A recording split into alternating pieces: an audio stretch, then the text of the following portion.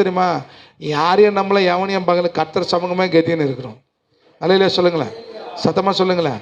சாதாரண விசுவாசிக்கு இவ்வளோ இருக்குன்னா நான் ஆண்டவர் சமூகத்திலே இருக்கேன்னா எனக்கு எவ்வளோ இருக்கும்? சத்தமா சொல்லுவோம். அல்லேலூயா. ஆண்டவர் சமூகத்தில் தான் வெற்றி உண்டாது. அங்கே பேசுகிறானா பேசிட்டு போட்டோம், இங்கே திட்டானா திட்டிட்டு போட்டோம், அங்கே எதிர்த்து வரானா வரட்டும், அவன் குறை சொல்றானா சொல்லிட்டான், அவன் கலகம் பண்ணுறானா பண்ணிட்டோம், அவன் ரெண்டகம் பண்ணுறானா பண்ணிட்டோம், கொல்ல வரானா அழிக்க வரானா எதிர்த்து நிற்கிறானா என்ன வேணா பண்ண வரட்டும், என்னோட ஒரே ஒரு குறிக்கோள் நான் ஆண்டவரை காத்திருப்பேன். நான் கண்ணை மூடி இங்கே அவர் சமூகத்தில் காத்திருப்பேன். எனக்கு வர குழிகளையும் வலைகளையும் அவர் அறுத்து போட்டிருப்பேன். காத்திருக்கணும்.